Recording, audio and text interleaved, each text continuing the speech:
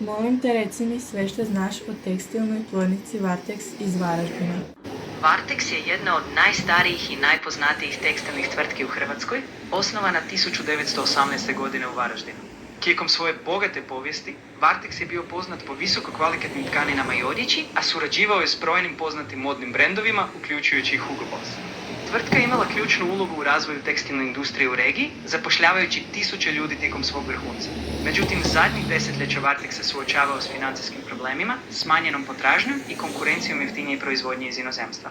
Unatoč naporima za restrukturiranjem i modernizacijom, Varteks je krajem siječnja 2025. obustavio proizvodnju, što je bio veliki udarac za lokalnu zajednicu. Varteks je ostao simbol Varaždina i često se spominje kao primjer industrijskog nasljeđa u Hrvatskoj.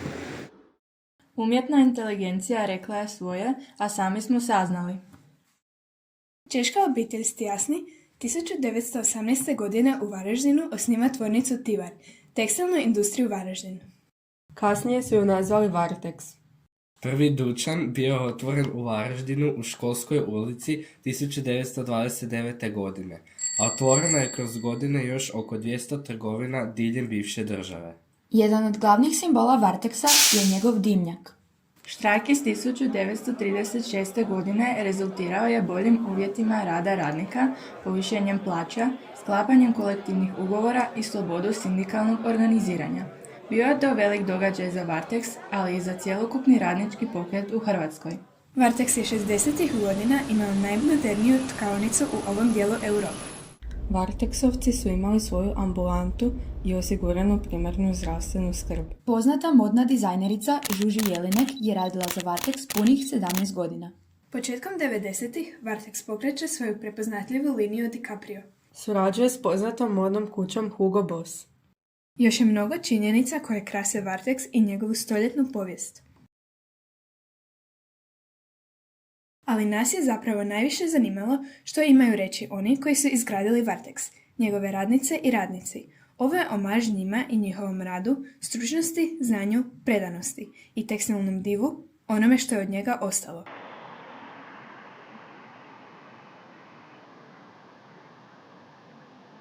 Ja sam se školovao zvao se Zridio zavod za rehabilitacije, invalidne djece omladine Zagreb Dubrava, jer sam invalid, ne.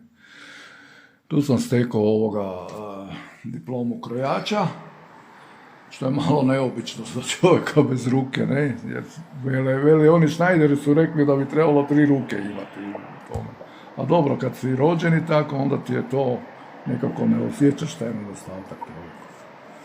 I poslije toga zaposlio sam se u Varteksu, malo teže isto išlo jer baš invalida nije svako htio. Varteks je u ono doba imao zaštitni pogon, to je bio pogon, znači gdje su radili invalidi rada i ljudi pred penziju koji više nisu mogli postizati normu, da im se olakša do penzije, znači prebačeni su tu, znači nije bilo baš tako jako sve crno kako se danas priča u ono vrijeme. Vodilo se briga više o ljudima nego danas. Završila sam srednju tekstilnu školu za specijaliziranog konfekcionera. Bili su još krojački smjer, bio je kemijski smjer i mi konfekcioneri. Za vrijeme rata onda smo šivali za gardiste, za vojnike, za MUP. Ne mogu uopće pilotnu sliku od kako nam je pogon izgledao za vrijeme rata, za vrijeme uzbune. Stali smo uz zid dok se počela javljati sirena. Ove majke kojima su djeca bila na ratištu, pune suza su bile. Uvijek su se vijesti slušale. To je bilo jedno doba, jedan period gdje je stvarno, svi smo se osjećali ko je.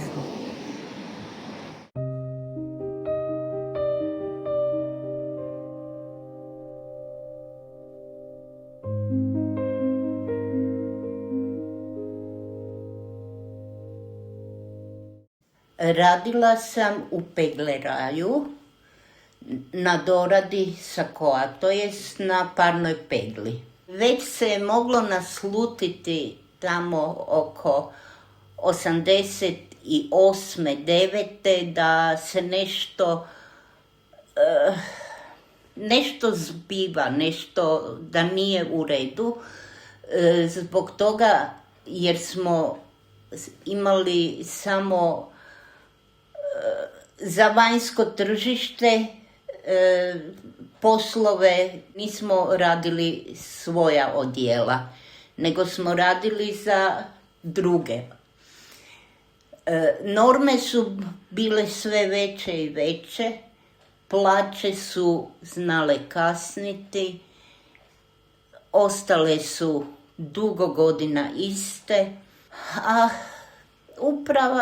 uprava je tražila od nas da što više radimo, a za sve manje i manje novaca. Nije više bilo to ono što je bilo ranije.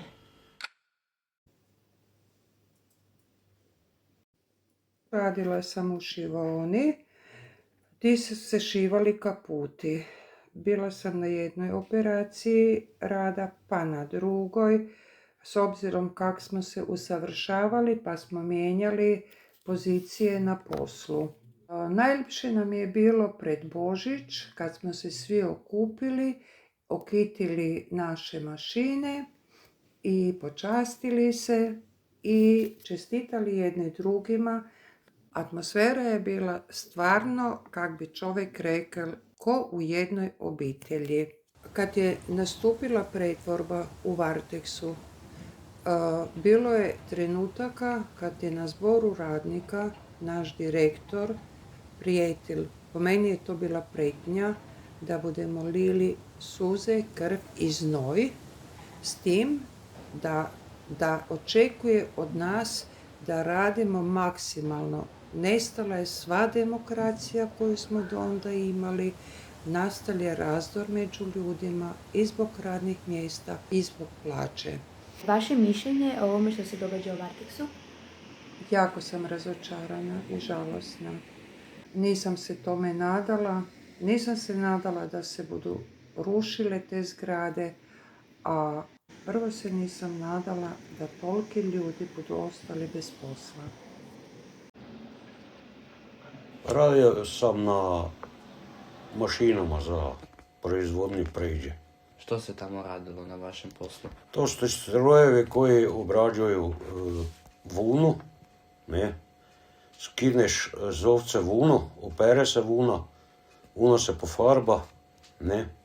I ide dalje na prirodu, na te strojeve. Bilo je super. Mladi smo bili i lijepo nam je bilo s meni. Ja sam z Varteksa odišao 96. Jer sam vidio da to nikam ne vodi i morao sam završiti neke drugo.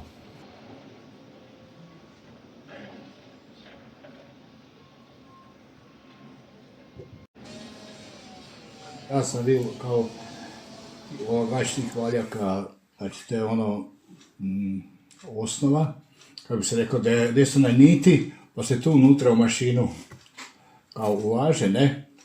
I onda sam poslije toga prešao u pregled sirove tkanine. Tivar je, znači, osim što je radio za Varteks, znači radio je štok i za druge, jer je bio cijenjen, jer je bila kvaliteta. Bilo je jako puno uspomena, lijepe stvari. Bili smo svi jako dobri, družili smo se, dok nije već, pred kraj nije bilo posla. Nije bilo, a nismo mi to krivi.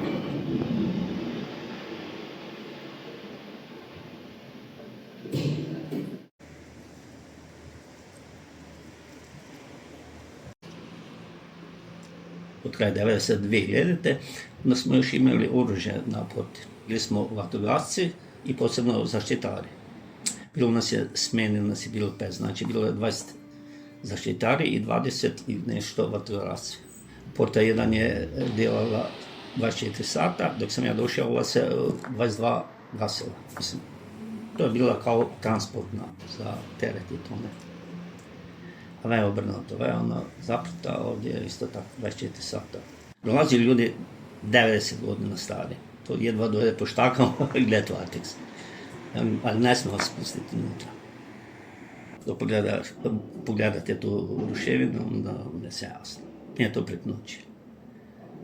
To se događalo poslije Hrjavca se, makar gospodin Hrjavac je bio sposobni, nije bio on baš za proizvodnju, ali je bio sposobni čovjek, plaća se redno. Nema tu. Ali poslije njega onda su došli su oni koji nisu sposobni za to. Varteks je bio svijetu poznat, ne samo u Europi. I to se cijenilo sve. Uopće nisu, čak unaprijed su plaćali. Varteks je u stvari sve djela, znači bi rekao, od iglja do aviona. Znači sve. Kad se tiče limane, zidare i to, i onda, zezali se to, da li je to anegdota ili je bilo istinito, 6 metrno cev se čovjek zeza pumpom. Ide će spod to jedan i zastavi ga, Miki legne tamo. Kaj? Pa kaj nosiš to? Pokazujem, nekom je del na rame.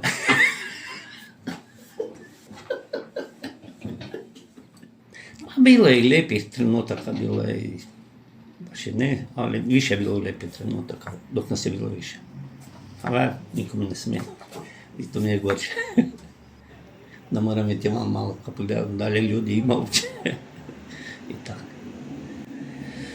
I to je to.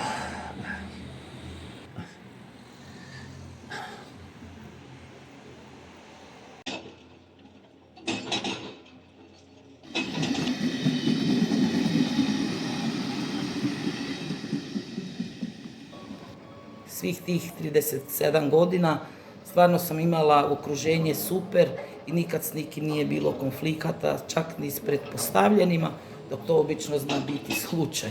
Eto. Nisu nam se baš plaće previše sviđale, ali eto, tu smo imali super okruženje i više nas je to držalo nego plaće. Vaše mišljenje o ovome što se sada događa u Varteksu? Tužno za sve nas koji smo stvarno tako dugo bili u Varteksu, ali eto, to se već duži niz godina kuhalo i mi smo, koji smo baš sa financijama radili, bili smo svjesni da ide to k kraju.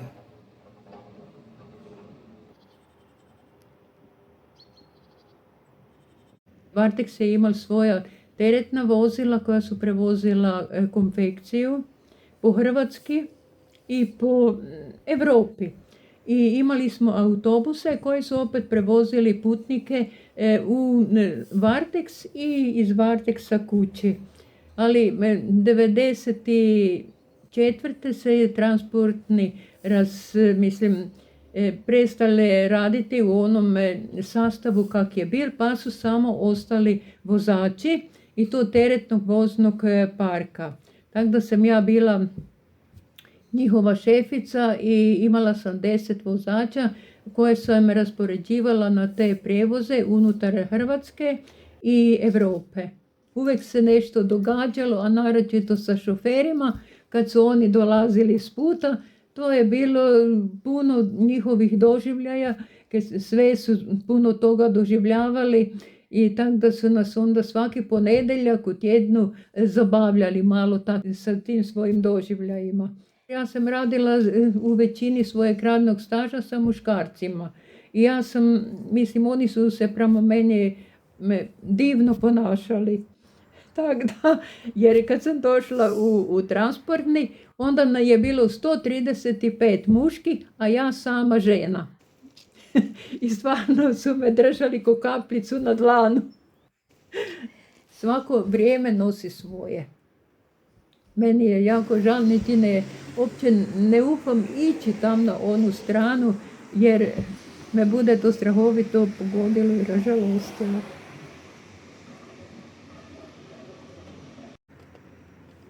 Mi u transportu smo svi bili meštri ko jedan.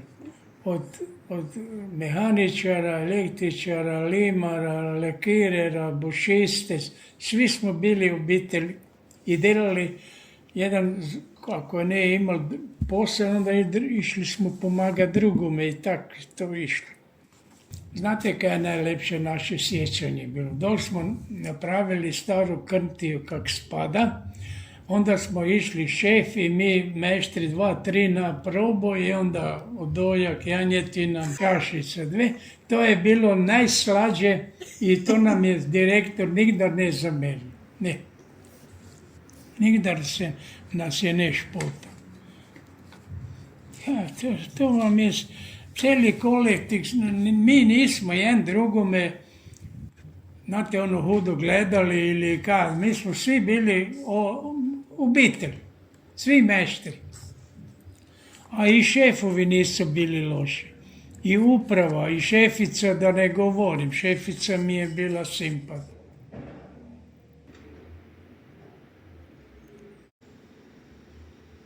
Nekak sam volio više papire nek što lakše je. Međutim, mi smo za čas dobili nove kompjutere.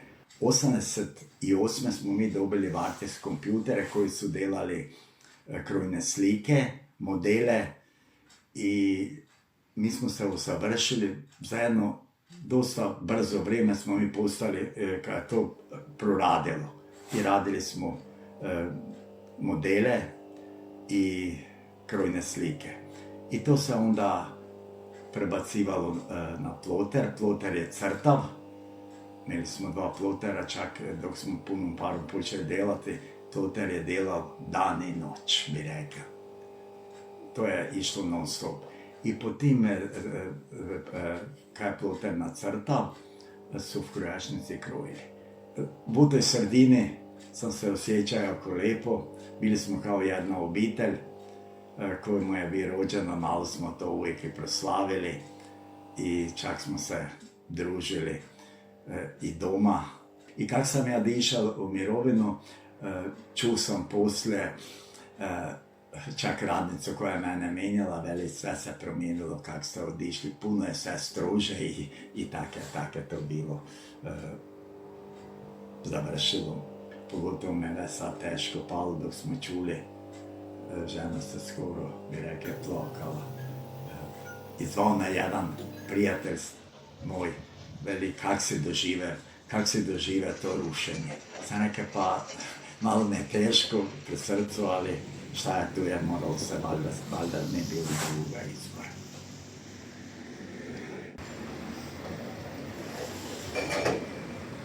Mogu reći da sam sve godine ove Vartex provela jako lijepo. Kad mi je bilo lijepo, recimo po popodnevnim smjerama, kad smo imali pauzu od 10 minuta za kavu, kad smo mogli u parku popiti kavu, to mi je ostalo jako lijepo sjećanje.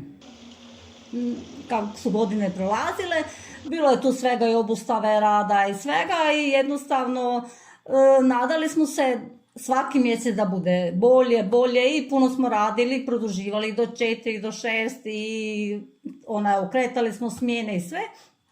I kao uvijek dok smo napravili obustavu rada, uvijek nas je sindikat uvjeravao bit će bolje, budite strpljivi. Tako da smo mi očekivali da bude stvarno tako, a kad se sad dogodilo, žao nam je jer smo jednostavno bili ta generacija, ako si došla od Vartex, da moraš delati cijeli radni vijek Vartexu, znači da ne mijenjaš firme.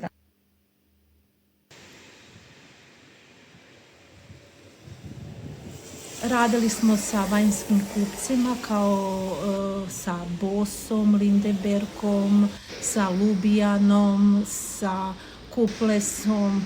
Prije su bili mnogi drugi iz Švedske, iz Njemačke, iz Italije, Dolce Gabbanu smo radili. Svake godine su se, na primjer, kupci mijenjali. Bos nam je bil standardni, kojega smo radili dosta dugo godina, koji je bil zadovoljni s našom kvalitetom. Bilo je lijepih uspomena, mnoga prijateljstva, ne samo sa radnicima, nego i sa kupcima. Nažalost, Vartex se zatvoril, ostvari on je u stečaju, još to malo ljudi kaj ima kaj rade, a mi svi ostali smo se morali potruditi jer nažalost moramo raditi. Ako su se ružni događaji dogodili, njih nismo niti pamtili, oni su se jako brzo zaboravili, a najružniji događaj je to taj kad se sad Vartex prošle godine zatvorili, kad smo svi morali ići na burzu. To je nešto najružnije.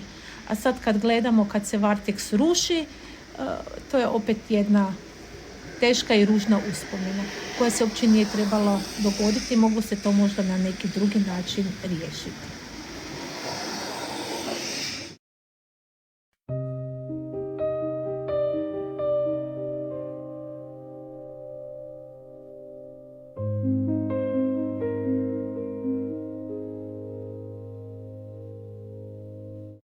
Pjesmom smo išli na posao do sad na kraju, kad nas nisu počeli razbacivati, otkaze davati, tako, onda je to počela agonija.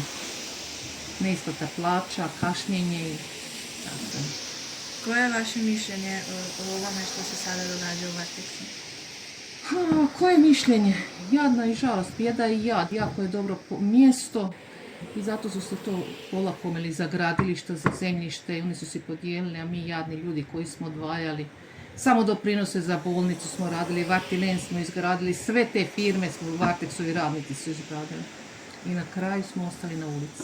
S početka je bilo dosta dobro, jako smo se slagali, svi šefovi su bili dobri, sad dok nije došla ta privatizacija, onda je bilo užasno. Međuljudski odnosi su bili grozni. Jer se svak bojao za svoju stolicu i šta je više, pogotovo šefovi, oni su jako tlačili ljude. Plašili i morao si doći raditi, morao si dulje ostati ako je trebalo zabadava i tak. Ako ne ostaneš dobit ćeš otkaz, to je to bilo, mislim, prijetnje velike. Kad je počela jesen, zima, nisu nam puštali grijanje. Kad se škare primio u ruku, ruka ti se zaledla, nisi mogao odvojiti. A kiša je promakla, gore je staklo, to je promaklo da smo mi kišobrane otvarali, naopako da budu ko zdjelice objesili, da voda nutra kaplje.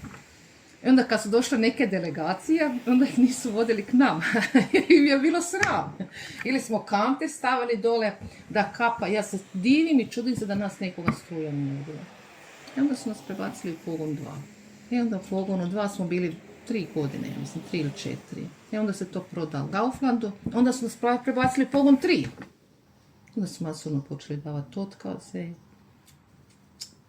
Prošle godine do 7. mjeseca, onda smo štrajkali, pa tražili novce, pa i još uvijek nam nisu sve isplatili. Strašno je, strašno je. Ali to je današnja zbilja stvarnost.